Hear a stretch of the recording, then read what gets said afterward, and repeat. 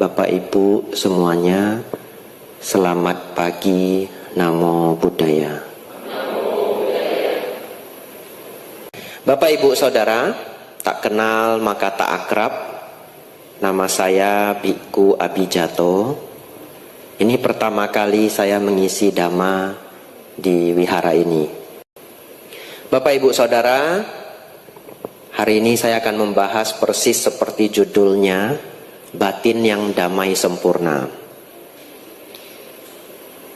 Mengapa saya membahas judul ini? Karena seyogianya kita manusia, batin kita kadang-kadang bisa kacau, ya. Dan itu manusiawi. Ya, manusiawi. Batin yang bergejolak, kadang bahagia, kadang bosan, kadang suntuk, ya. Kadang banyak masalah. Kadang gelisah tapi tidak ada persoalannya. Pernah mengalami? Gelisah saja begitu ya. Pokoknya gelisah saja. Nah, itulah manusia. Perasaan kita bergejolak dan itu bagian dari duka. Obatnya apa? Nah, saya sudah buat resep ya, panjang sekali. Ya, karena dulu saya jualan obat, jadi terbiasa dengan resep. Bapak Ibu Saudara, hari ini kita akan belajar cukup serius. Semoga benar-benar membawa manfaat untuk Bapak Ibu semuanya. Sang Buddha pernah bercerita seperti ini. Ada seekor anjing. Anjing ini bernanah di kepalanya dan gatal luar biasa. Kemudian sekujur badannya juga seperti kena kusta. Sekarang penyakit kusta sudah hampir punah barangkali ya. Atau mungkin di Indonesia sudah punah. Kalau di India masih tersisa. Nah, anjing itu bernanah di kepalanya, kulitnya seperti terkena kusta. Dia gatal luar biasa. Lalu dia duduk di bawah meja sambil menggaruk-garuk.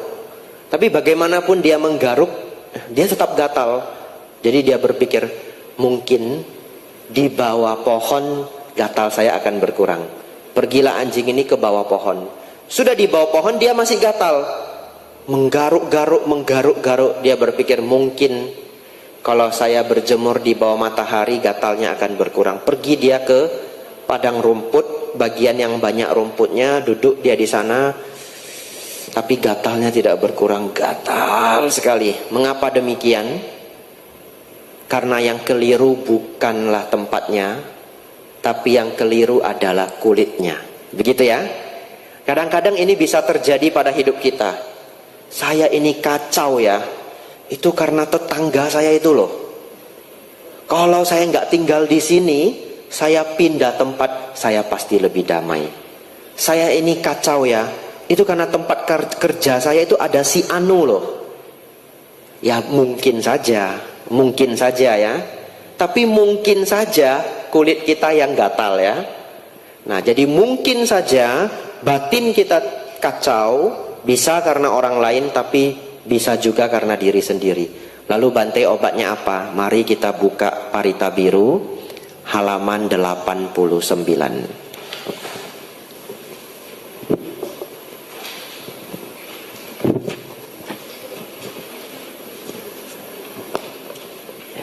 Karania Metta Sutta ya. Jadi ini buku lama. Kalau buku baru sudah lebih besar, mungkin halamannya berubah. Bapak Ibu Saudara, Karania Metta Sutta ini banyak menjadi parita pujaan bagi umat Buddha. Dan tidak jarang umat Buddha menghafal Karania Metta Sutta tapi tidak menghafal yang lain. Benar-benar menghafal Karania Metta Sutta. Nah, jadi ini termasuk parita favorit. Dan banyak yang berpikir karena parita ini berhubungan dengan makhluk-makhluk baik yang tampak maupun yang tidak tampak, besar maupun kecil dan sebagainya. Kadangkala parita ini dianggap parita pengusir hantu. Kalau sudah dibaca hantunya juga belum mau pergi baru manggil Bante gitu ya. Berarti saya yang baca tidak mempan begitu. Tapi Bapak Ibu Saudara, ya boleh saja bagaimana masyarakat memaknai parita ini boleh saja. Tapi sesungguhnya parita ini adalah parita pendamai batin. Iya, parita pendamai batin. Lalu mungkin ada yang berpikir, Bante, saya pernah Bante batin saya kacau. Saya sudah baca ini 8 kali Bante. Lah, belum damai Bante. Kok begitu? Nah, mari kita baca isinya. Barangkali dia belum baca isinya, betul ya? Kalau sudah baca isinya, kita pahami, ketika nanti membaca parita ini lagi akan berkhasiat. Silahkan dibuka halaman 91. Tidak akan saya baca semuanya, kita baca bagian yang penting saja. Konsentrasi semuanya ya. Ya, hari ini puja bakti cita rasa dhamma kelas. Ya. Inilah yang patut dikerjakan oleh ia yang tangkas dalam hal yang berguna, yang mengantar ke jalan kedamaian. Betul? Ya, kalimat ketiga ini penting sekali ya. Yang mengantar ke jalan kedamaian. Artinya, lakukanlah ini, Anda akan damai. Yang pertama, sebagai orang yang cakap, jujur, tulus, mudah dinasehati, lemah lembut, tidak sombong. Kemudian merasa puas atas yang dimiliki, mudah dirawat, tidak repot, bersahaja hidupnya, berindria tenang, penuh pertimbangan, sopan, tak melekat pada keluarga-keluarga. Selanjutnya, tidak berbuat kesalahan walaupun kecil yang dapat dicela oleh para bijaksanawan, senantiasa bersiaga dengan ujaran cinta kasih. Semoga semua makhluk berbahagia dan tentram. Semoga semua makhluk hidup berbahagia. Nah, bahkan di syair inilah kalimat yang sangat terkenal, Sabe Sata Bawantu Sukitata, itu ditemukan. Bapak Ibu Saudara, kita sudah baca 3 paragraf. Belum damai Bante? Iya, belum damai. Karena kedamaian itu bisa muncul apabila yang ini dipraktekkan. Betul ya? Karena ini semuanya adalah nasihat. Jadi kalau kita baca saja berulang-ulang, Karania mata kusalena yantang santang padang abisameca. Sudah damai belum ya? Ya, damai ya, tapi tidak maksimal. Bapak Ibu Saudara, memulai dari 3 paragraf ini sudah saya rangkum. Ternyata Karania Metta Sutta yang tadi kita baca itu mengandung nasihat 7+1. Ya, 7+1. Nanti Bapak Ibu hafal ya, 7+1. Apa itu 7+1? Yang pertama, jujur. Yang kedua, rendah hati. Yang ketiga, merasa puas. Yang keempat, mudah dilayani. Yang kelima, tidak sibuk. Yang keenam, tidak melekat pada keluarga-keluarga. Dan yang ketujuh, tidak berbuat kesalahan walaupun kecil. Kita bahas ini pelan-pelan. Lalu nanti sembari saya bahas, kita hafal pelan-pelan. Semoga pulang puja bakti pagi hari ini hafal 7+1 ya. Cukup banyak memang 7. Kita mulai yang pertama, jujur. Lah, apa hubungannya jujur dengan damai ya? Bapak Ibu Saudara, ternyata kejujuran itu, bahkan Sang Buddha tulis di dalam parita, sungguh jujur. Karena kenapa? Karena salah satu yang membuat kita tidak damai adalah kebohongan. Begitu kita berbohong, potensi ketidakdamaian muncul. Bahkan kalau orang yang belum terampil berbohong, begitu berbohong langsung gelisah 2 jam, betul ya? Kalau yang sudah terampil ya barangkali dia tidak gelisah, tapi dia kumpul-kumpul potensi itu. Dan lama-kelamaan banyak sekali ketidakcocokan antara apa yang dia ucapkan dengan kenyataan. Dan kenapa bisa membuat tidak damai? Karena kalau sudah bohong satu, nanti berantai, betul ya? Sudah bohong A, nanti ketemu kasus yang sama harus ditutupi dengan kebohongan lagi, ditutupi dengan kebohongan lagi, ditutupi dengan kebohongan lagi. Kemudian nanti ketemunya orang tersebut sebulan yang akan datang, diceritakan kebohongan itu, yang bohong pun sudah lupa, betul ya? Saya bulan yang lalu ngomong apa sama dia ya? Aduh gawat ini. Nah, lalu harus menciptakan kebohongan baru, dan itu menjadikan kita tidak damai. Kalau orang jujur itu plong sekali, dan ditanya sebulan yang akan datang, setahun yang akan datang, 3 tahun yang akan datang pun Jawabannya sama, betul ya? Karena tidak bohong, kecuali lupa. Yang kedua, Bapak Ibu Saudara, yang ini agak sulit. Jujur dengan diri sendiri. Nah, apa ciri-ciri orang yang mau jujur dengan diri sendiri? Kalau diberi kritikan itu direnungkan, betul ya? Tapi kritikan itu memang gak mengenakkan. Jadi begitu kita dikritik, ego kita itu sudah maju duluan untuk mempertahankan harga diri kita. Oke lah, barangkali pada umumnya orang itu akan merasa terganggu, dia akan bertahan. Namun kalau Bapak Ibu nanti sepulang dari tempat tersebut, renungkanlah. Barangkali kritikan itu benar ya. Dan itu bagian dari jujur dengan diri sendiri. Yang kedua, rendah hati ya. Rendah hati ini sesungguhnya saya pikir adalah rentetan dari kejujuran. Kenapa? Karena orang yang tidak rendah hati itu, maka lawan katanya adalah tinggi hati atau sombong. Dan di balik kesombongan itu banyak juga ketidakjujuran. Kenapa? Dia memiliki 2, dia katakan 5. Dia memiliki 5, dia katakan 10. Sedangkan orang yang berendah hati, bahkan dia punya 2, tidak perlu orang lain tahu. Dia punya 10, kalau bisa orang lain tidak perlu tahu. Nah, dan bagaimana kerendahan hati ini membawa kedamaian? Karena kesombongan itu akan ditagih orang.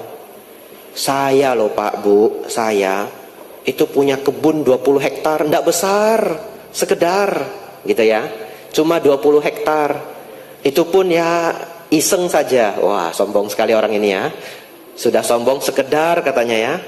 Lalu dia cerita punya ini, punya itu, hidupnya begini, hidupnya begitu.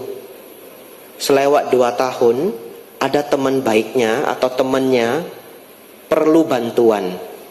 Carinya siapa? Ya cari bapak ini, wong katanya punya kebun 20 hektar, betul ya? Datanglah ke orang nih, Pak, tolong bantu saya. Saya punya kesulitan-kesulitan. Lalu karena dia sebenarnya tidak punya sebanyak itu, dia nggak bisa membantu sama sekali, akhirnya dia menghindar. Dan dalam keadaan dia menghindar itu bagaimana damai, betul ya? Kenapa? Karena sombong itu ditagih orang. Bapak Ibu hafal ini, sombong itu ditagih orang. Jadi begitu kita memancarkan kesombongan, ingatlah, kesombongan itu bisa ditagih orang. Dan ketika ditagih oleh seseorang, batin bisa menjadi kacau. Tapi kalau kita selalu berendah hati, punya pun orang tidak tahu, bisa ini bisa itu orang pun jarang tahu, satu ketika diminta bantuan kita biasa saja, karena kita bisa membantu. Saya punya pengalaman, ada seorang guru, tidak perlu tahu siapa Bapak Ibu ya, tidak ada namanya, tapi ini kenyataan yang saya pernah alami. Guru ini mendapatkan gelar dari negara, mendapatkan gelar dari kerajaan, tinggi sekali pangkatnya, tapi kemampuannya hampir bisa dikatakan minim. Dan dia hidup dari nama besar yang sesungguhnya tidak dia miliki kemampuan itu. Akhirnya bagaimana? Menjadi beban hidup seumur hidup. Karena gelar itu kalau sudah diberikan tidak bisa dicabut lagi. Nah lalu akhirnya guru ini diminta mengajar. Dan setiap kelas guru ini tidak pernah datang. Setiap kelas tidak pernah datang. Kenapa? Karena barangkali beliau pun tidak sanggup mengajar. Akhirnya bagaimana? Akhirnya bagaimana damai, betul ya? Bagaimana damai. Tapi kalau seseorang hidup sangat rendah hati, maka akan menjadi damai. Selanjutnya, yang ketiga Bapak Ibu Saudara, gampang merasa puas. Bapak Ibu Saudara, saya baru kembali ke Indonesia tahun ini, 4 tahun di Thailand. Dan selama saya di sana, ada satu biku yang sangat saya sukai pengajarannya. Namanya adalah Bante Payutto. Barangkali di sini belum pernah ada yang dengar mungkin ya, kecuali yang rajin baca buku. Ada sudah 2-3 buku beliau diterjemahkan ke bahasa Indonesia. Bante Payutto ini unik Bapak Ibu. Beliau sangat cendekia. Umur sebelum 20 tahun beliau sudah mencapai Pali 9, dan itu sulit sekali mencapai Pali 9 di Thailand ya.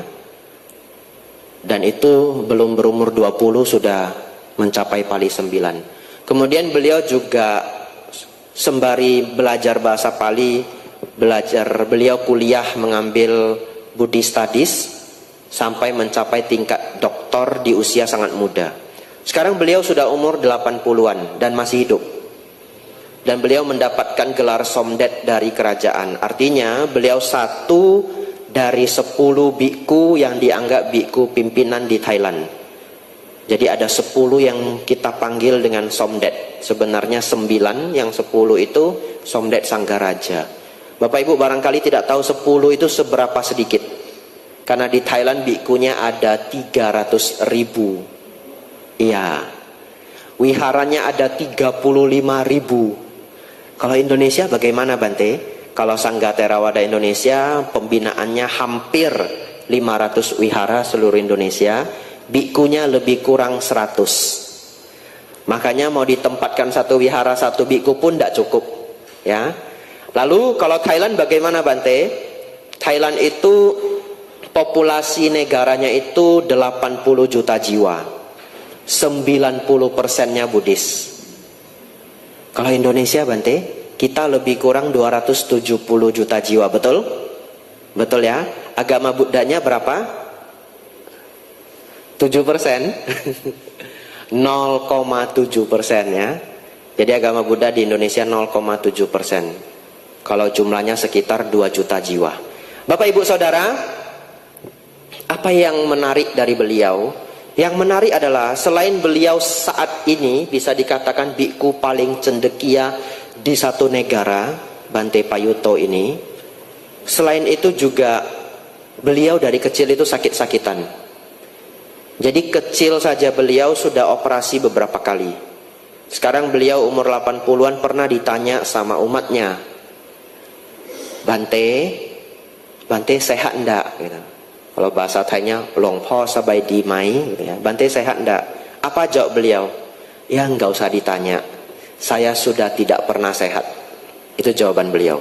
Ya. Kenapa beliau sudah tidak pernah sehat? Karena ternyata paru-paru beliau sudah diangkat satu. Ya, jadi tinggal yang sebelah kanan. Memang dari kecil beliau sakit-sakitan. Lalu apa hubungannya dengan Dhamma? Sang Buddha mengatakan, barang siapa melihat duka, dia melihat Dhamma. Gitu ya. Barang siapa melihat duka, dia melihat Dhamma. Kalau seseorang teori Dhammanya bagus sekali teori Dhammanya, bahkan mungkin biku misalkan begitu ya.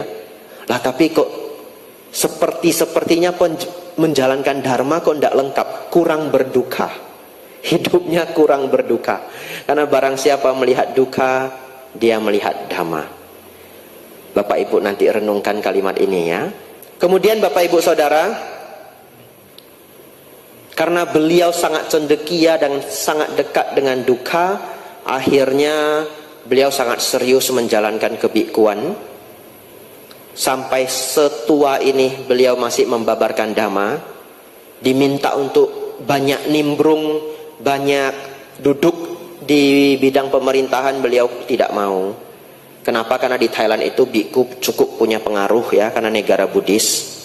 Beliau tidak mau. Beliau tinggal di satu kota kecil, kota cukup besar sebenarnya, 2 jam dari Bangkok ya, namanya Nakhon Pathom, dan memberikan dharma setiap hari. Nah, ada satu dharma yang selalu saya ingat ya, hari ini ingin saya bagi ke Bapak Ibu Saudara. Setelah itu Bapak Ibu bisa belajar nomor-nomor berikutnya, yaitu nomor 3, merasa puas. Bapak Ibu Saudara, dharma ini atau mantra ini adalah mi kodi, mai mi kodai ya, bahasa Thai ya. Kalau bahasa Jawa saya tidak bisa, jadi bahasa Thai saja. Mi kodi, mai mi kodai. Artinya apa? Kalau ada baik, kalau nggak ada nggak apa-apa ya. Mi itu ada, ko itu juga, di itu baik, mi kodi, kalau ada juga baik. Mai mi tidak ada, ko juga dai boleh ya. Mi kodi, mai mi kodai, Kalau ada baik, kalau nggak ada, nggak apa-apa. Nah, inilah kalimat yang beliau ajarkan. Beliau titipkan bahwa praktekkanlah ini untuk mengurangi keserakahan dan keinginan. Belajarlah kemanapun kita pergi. Kalau hal itu tidak kita dapatkan dan bukan hal yang krusial, ya sudah, mikodi, mai mikodai ya. Kalau ada boleh, kalau enggak apa-apa. Nah, dengan mempraktekkan itu pelan-pelan Bapak Ibu Saudara, bulir-bulir selanjutnya ini semuanya masuk ya. Kalau biku harusnya latihannya lebih tinggi lagi. Mikodai, mai mikodai. Kalau ada boleh, enggak ada juga boleh. Begitu ya. Jadi kalau satu hari saya nginap di sini, kemudian pengurus wihara nanya, Bante, besok makan pagi, mikodai, mai mikodai gitu ya. Kalau ada boleh, nggak ada juga boleh. Beneran nggak ada yang datang ya. Waduh, gawat saya. Siangnya nanya lagi, Bante makan siang Bante, mikodai, mai mikodai. Nggak ada pula yang datang ya. Nah, puasa saya 2 hari ya. Malamnya, Bante besok makan pagi. Iya, saya makan pagi. Jangan pakai mantra lagi. Ya, Bapak Ibu Saudara, nomor 3 itu merasa puas, nomor 4 mudah dilayani. Saya pikir 2 ini kita gabung saja supaya gampang hafalnya. Karena kalau orang yang merasa puas, hidupnya pun memang mudah dilayani. Begitu ya. Kenapa harus belajar merasa puas? Ini penting sekali. Karena cara kerja pikiran kita itu memang tidak pernah terpuaskan. Ya, manusia itu punya sifat sulit terpuaskan. Dan apa yang kita dapatkan, setelah kita dapatkan kita bahagia, kemudian kebahagiaan itu akan menguap pelan-pelan, menguap pelan-pelan. Maksudnya apa? Masih ingat dulu kalau punya cita-cita ingin punya motor atau mobil kesayangan, terserah pengalaman Bapak Ibu Saudara. Coba renungkan hari pertama motor atau mobil kesayangan itu datang.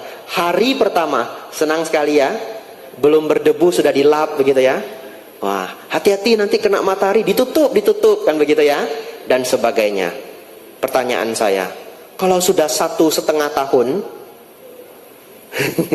bangun pagi-pagi kita lihat motor atau mobil kesayangan kita itu, apakah bahagianya sama dengan hari pertama? Beda ya. Apalagi kalau sudah 3 tahun, apalagi kalau sudah 5 tahun. Kenapa? Karena kebahagiaan manusia itu menguap pelan-pelan. Kebahagiaan duniawi itu sifatnya menguap. Karena menguap, kita mau keinginan yang lain. Oleh karena itu, kita sulit terpuaskan. Supaya Bapak Ibu nanti mudah terpuaskan, belajarlah bersyukur ya, belajar bersyukur, lalu sering-sering ya. Kalau apa yang tidak didapatkan nanti mikodi, mai mikodai, begitu ya. Lanjut nomor 5. Bapak Ibu Saudara, nomor 5 itu tidak sibuk. Dan ini kebenaran. Bante, batin saya selalu gelisah Bante. Saya jarang damai Bante. Mau meditasi sulit Bante. Ya iya, orang kerjanya nggak pernah libur pagi sampai pagi, betul ya? Bagaimana bisa damai? Karena terlalu sibuk. Namun namanya hidup di kota, betul ya? Pasti banyak kesibukan. Oleh karena itu saya beri saja saran. Bapak Ibu kalau sibuk harus well manage ya. Well manage itu diatur dengan baik. Sibuk itu belum tentu produktif. Jadi nanti renungkan kalimat saya. Semoga kesibukan bisa dikurangi, produktivitas bisa ditambah. Bagaimana caranya? Misalkan membudidayakan mencatat. Takut apa yang dikerjakan nanti kelupaan. Pagi-pagi bangun dicatat dulu, hari ini apa yang mau saya kerjakan.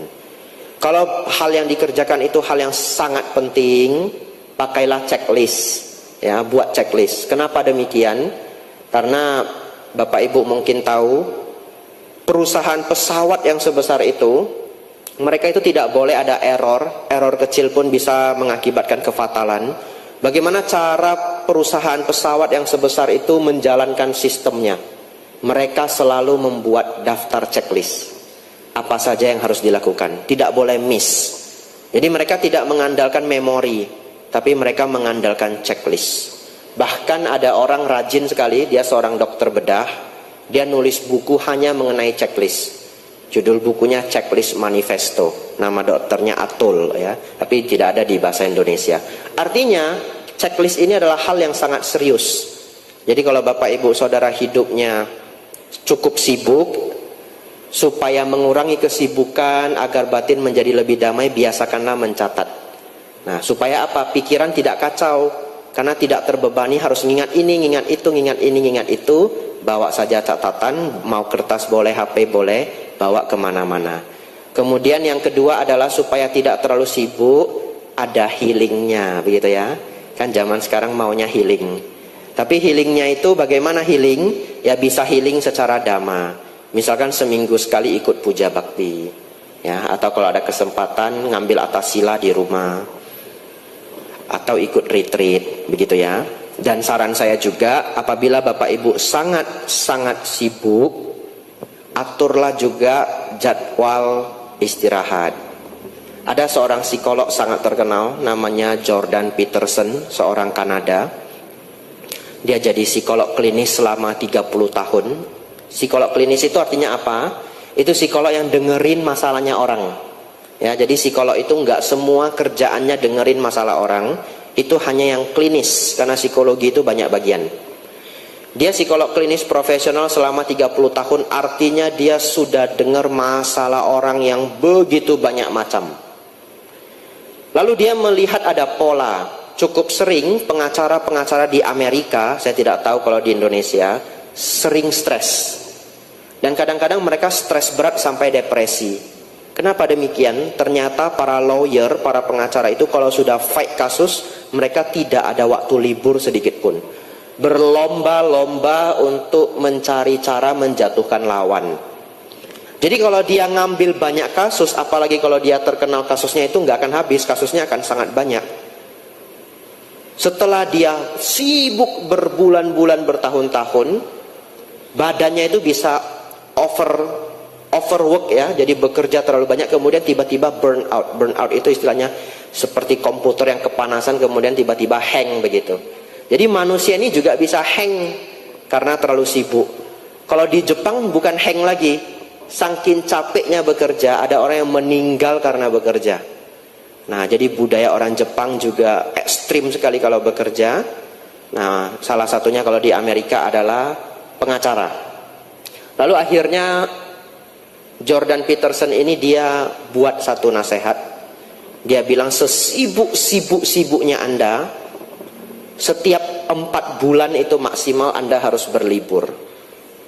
Ya, sesibuk-sibuknya 4 bulan harus berlibur. Ya, tapi saya pikir kalau yang hadir di sini enggak sampai dah ya 4 bulan kerja terus ya. Buktinya minggu bisa datang puja bakti, betul ya? Ya, mungkin yang super sibuk nanti itu yang dengar dari online. Bapak Ibu Saudara, agar batin tidak gelisah, juga kita perlu untuk tidak sibuk ya.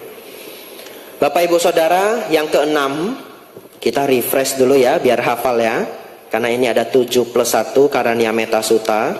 Bapak Ibu belajar ini luar biasa. Nanti seumur hidup setiap kali membaca Karania Metta Sutta, bulir-bulir ini akan terngiang, betul ya? 7+1 ini akan terngiang. 1, jujur. Yang kedua, rendah hati. Yang ketiga, merasa puas. Yang keempat, mudah dilayani. Yang kelima, tidak sibuk. Yang keenam, tidak melekat pada keluarga. Ya, ini cukup sulit dipahami, terlebih oleh masyarakat pada umumnya.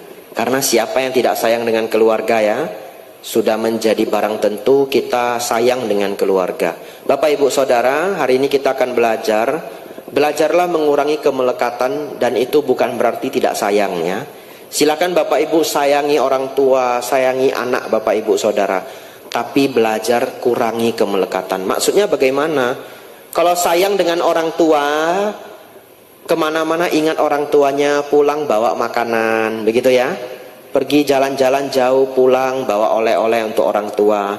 Ketika orang tuanya sedang sendiri ditemani, kalau orang tuanya sakit dijaga dan sebagainya.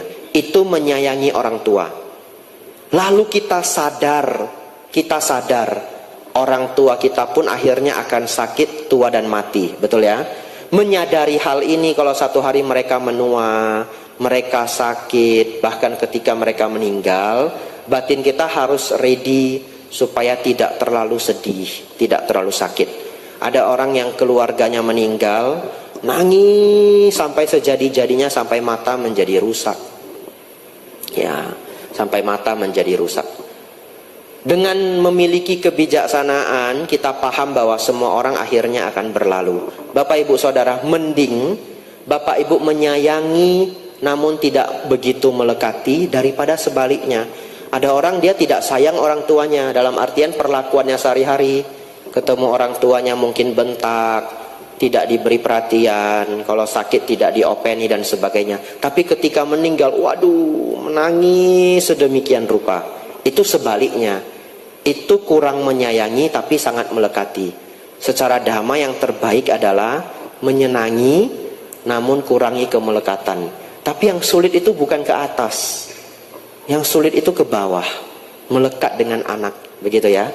Ya, melekat dengan anak. Bapak ibu saudara, sepanjang saya menjadi biku 8 tahun, Samanera dan biku 8 tahun, sesekali, sangat jarang, sesekali saya mendapatkan curahan hati dari umat perumah tangga, Bante, anak saya sakit keras, ya, dan beberapa penyakit itu sudah pasti tidak bisa disembuhkan. Waduh, beratnya sangat luar biasa. Bahkan saya yang menjadi biku ini, saya nggak tega mengatakan jangan melekat dengan anak. Betul ya? Kalimat ini mau saya keluarkan saja nggak tega. Karena saya tahu, bahkan orang tua itu rela mati untuk anaknya, betul ya? Kalau bisa ganti badan ini untuk anak saya saja, ya semua orang tua mau, orang tua yang baik. Saya sampai nggak tega mengatakan jangan melekat dengan anak, nggak tega.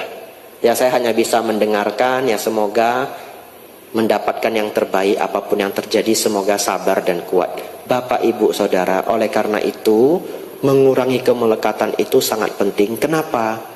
Kalau seseorang mendapatkan kasus seperti yang saya ceritakan tadi, walaupun dalam 8 tahun ini sedikit sekali yang saya temukan, penderitaannya tidak 100%. Karena ada dhamma yang melindungi, ya keluarganya sakit, tentu tidak nyaman, tentu tidak tega dan sebagainya. Penderitaannya itu barangkali hanya 50%. Karena ada dhamma yang menjaga batin kita. Kalau tidak ada dhamma, Bapak Ibu, bisa menderita, sedih sampai menjadi gila. Beneran? Sampai bisa menjadi gila. Sakit jiwa. Saya pun pernah ketemu umat Buddha, kasihan sekali, anak dan ibunya meninggal di hari yang sama. Akhirnya bagaimana? Jadi sakit jiwa, gak bisa ngomong, gak bisa ngapa-ngapain dan sebagainya. Bapak ibu saudara, niat Sang Buddha mengajarkan dhamma pada kita, walaupun nasihat itu kadangkala kok kayaknya sulit diterima ya. Jangan melekat dengan anak, jangan melekat dengan keluarga, tetapi praktekkanlah pelan-pelan ya, supaya kalau ada bencana terjadi, penderitaan kita tidak 100%. Bapak ibu saudara, terakhir untuk nomor 7 ini, wah tidak terasa sudah 40 menit ya. Sebenarnya puja bakti itu batasnya 40 menit ya. Nambah sedikit tidak apa-apa ya. Masih kuat ya Bapak ibu saudara. Nomor 7, tidak berbuat kesalahan walaupun kecil. Kenapa? Jangan meremehkan hal kecil Bapak ibu. Satu ketika, ini kisah nyata ya, ini kisah nyata, benar-benar ada. Seorang putri dari Thailand berkunjung ke Indonesia. Ya, jadi kalau kita ke Thailand, begitu dengar kata Indonesia, orang Thai ingatnya ini, ingatnya cerita ini. Jadi dulu ada seorang putri dari Thailand jalan-jalan ke Indonesia. Beberapa kali ya anak dari raja itu datang ke Indonesia. Apakah ke Jakarta Dhammacakka, kalau yang untuk zaman-zaman sekarang. Tapi dulu juga pernah ada anak raja, seorang putri datang ke Indonesia. Ketika dia datang, dia berkunjung ke tempat-tempat istimewa, barangkali istana dan sebagainya. Dia melihat ada tanaman di atas air, bunganya cantik sekali. Cantik sekali. Lalu dia minta bunga ini beberapa tangkai. Lalu mau dibawa ke Thailand. Tentu pejabat yang terkait memperbolehkan lah, karena bunga itu sebenarnya nggak istimewa di Indonesia. Kalau mau ya boleh ya, dibungkuskan kemudian dia bawa ke Thailand. Ini barangkali seperti acara kemarin, acara besar, ya. Pejabat kita juga membungkuskan apa? Tanaman. Apa itu yang untuk anti, yang biasa ditanam di pinggir laut? Mangrove ya. Ya, Indonesia juga menghadiahkan mangrove ke pejabat-pejabat yang datang. Akhirnya putri ini Bapak Ibu Saudara, dia bawa bunga tanaman ini ke Thailand. Dia tanam di istana. Nah, dia buat kolam kecil, isinya tanaman ini semua dari Indonesia. Bagus sekali. Dia beri nama Patok Jawa. Patok Jawa. Nama bunga ini kalau di Thailand. Bunga bahasa Thainya dok mai. Dok mai gitu ya. Nadanya harus pas loh ya. Tidak boleh salah. Nah, dok mai Patok Jawa. Akhirnya Bapak Ibu Saudara, satu ketika banjir, karena Thailand itu sangat sering banjir. Bunga ini hanyut ya. Bunga ini hanya sedikit, hanya satu kolam kecil di antara sungai yang sangat besar di Thailand. Sepele, tidak ada masalah. Lalu kemudian kaburlah bunga ini pergi ke laut, pergi ke sungai. Bapak Ibu tahu tanaman apa ini? Eceng gondok. Eceng gondok kan bunganya bagus sekali toh? Oh iya, eceng gondok ini kemudian kabur ke sungai. Sekarang Bapak Ibu silahkan jalan-jalan ke Thailand. Eceng gondoknya banyak sekali, dan itu dari Indonesia. Bapak Ibu Saudara, setiap kita ingin melakukan kesalahan walaupun kecil, ingatlah si eceng gondok ini. Kalau bisa janganlah punya kesalahan walaupun kecil. Tahan diri ini. Kan gak ada yang lihat ya. Saya ambil aja ya, kayaknya gak ada yang lihat ini. Ini juga kayaknya jumlahnya nggak bisa dihitung ini. Tak ambil aja dah ya. Begitu mau ambil Bapak Ibu, tiba-tiba suara saya muncul. Ingat eceng gondok Bapak Ibu. Oh ya, nggak jadi deh. Karena masalah kecil bisa menjadi besar. Begitu ya. Bapak Ibu Saudara, itu bulir ke-7. Lengkap sudah 7 bulir. Saya ulang sekali lagi, mari kita hafal ya. Yang pertama, jujur. Yang kedua, rendah hati. Yang ketiga, merasa puas atau bersyukur. Yang keempat, mudah dilayani. Yang kelima, tidak sibuk. Yang keenam, tidak melekat pada keluarga-keluarga. Yang ketujuh, tidak berbuat kesalahan walaupun kecil. Ya, Bapak Ibu hafal ya, besok keluar ujian. Ya. Terakhir, 7 plus 1. Yang terakhir Bapak Ibu Saudara, menutup ceramah Dhamma saya hari ini adalah praktek Sabbe Satta Bhavantu Sukhitata. Semoga semua makhluk hidup berbahagia. Ini susah sekali Bapak Ibu. Kenapa saya katakan susah? Coba doanya apa? Semoga semua makhluk hidup berbahagia. Semua, Bapak Ibu yang bilang ya. Semua toh? Bapak Ibu yang bilang ya. Satu ketika Bapak Ibu ke tempat kerja, tempat dagang, tempat saudara, silakan. Kemudian ada satu orang gak senang dengan kita. Baru ketemu kita sudah mencerca, sudah mencela. Lalu Bapak Ibu marah, ingin membalas, ingin kalau dia membentak, normalnya kita ingin ikut bentak, betul ya? Nah, bisa enggak? Ketika kita dibentak, dicela, dicerca, dibully, Sabbe Satta Bhavantu Sukhitata. Sudahlah. Yang penting dia berbahagia. Bisa enggak? Susahnya luar biasa. Betul ya?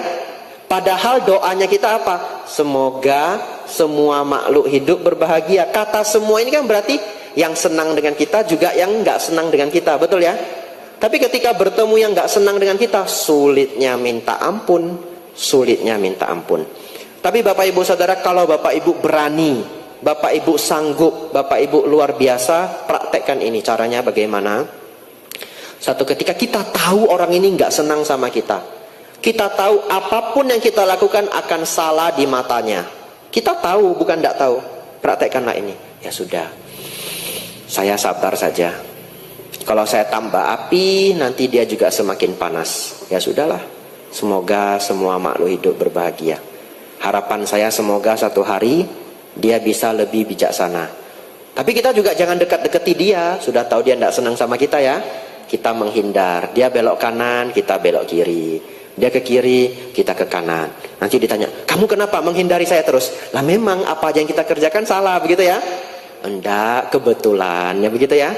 Artinya Bapak Ibu Saudara, ini bukan dhamma yang gampang dipraktekkan. Kedengarannya gampang. Sabe, sata, bawantu, sukitata. Sandal saya hilang. Waduh, kenapa ini orangnya curi sandal saya? Kenapa dia nggak ada hati nurani? Waduh, ngomel setengah hari. Susah toh, sandalnya hilang. Sabe, sata, bawantu, sukitata, saya sial. Ya sudahlah, begitu ya. Ini intermezzo Bapak Ibu. Kalau Bapak Ibu ke India, atau mungkin di mana saja sebenarnya, tempat Sang Buddha mencapai penerangan sempurna namanya Bodh Gaya. Kalau kita mau masuk itu di metal detektor. Barang kita di scan. Kenapa? Dulu pernah dibom. HP ndak boleh masuk. Kalau bawa kamera harus bayar. Lalu begitu kita sampai di pintu gerbang, kita sudah pengecekan begitu banyak level ya. Sampai di pintu gerbang utama, sandal ndak boleh masuk. Tapi itu India, bukan Jepang, bukan Singapura. Akhirnya sandal itu bagaimana? Harus diparkirkan. Dan kemungkinan hilangnya, kalau Bapak Ibu pakai sandal mahal itu 50-50. Ya, kecuali pakai swallow ya. Tapi siapa yang ke India pakai sandal murah begitu ya? Udah jauh-jauh bayarnya pakai dolar, pasti pakai sandal yang bagus. Gimana biar nggak hilang Bapak Ibu? Ada dua cara. Cara paling aman, dibungkus, simpan di tas. Betul ya? Nah, cara kedua, mudah-mudahan aman. Ini cara kedua, mudah-mudahan aman. Ini saya diajari orang. Sandal kiri taruh di ujung kiri, sandal kanan taruh di ujung kanan. Itu caranya. Jadi pas malingnya mau ngambil, wah ini merek bagus. Loh kok cuma satu? Dia cari, enggak ketemu. Nah dia ambil yang lain. Nah kecuali pencurinya ini punya effort luar biasa ya. Lain cerita, dia cari di kiri, dia cari di kanan. Tapi enggak mungkin kalau dia mau nyuri kan harus cepat-cepat, begitu ya. Ya jadi satu di kiri, satu di kanan. Bapak Ibu Saudara, praktekkanlah sabe, sata, bawantu, sukitata pada suasana yang gampang maupun pada suasana yang sulit. Sudah hampir 50 menit ceramah dhamma saya, panjang sekali. Semoga bisa Bapak Ibu ingat, bisa Bapak Ibu praktekkan. Semoga Bapak Ibu Saudara semakin maju dalam dhamma, semakin maju dalam kehidupan. Sabe, sata, bawantu, sukitata. Semoga semua makhluk hidup berbahagia.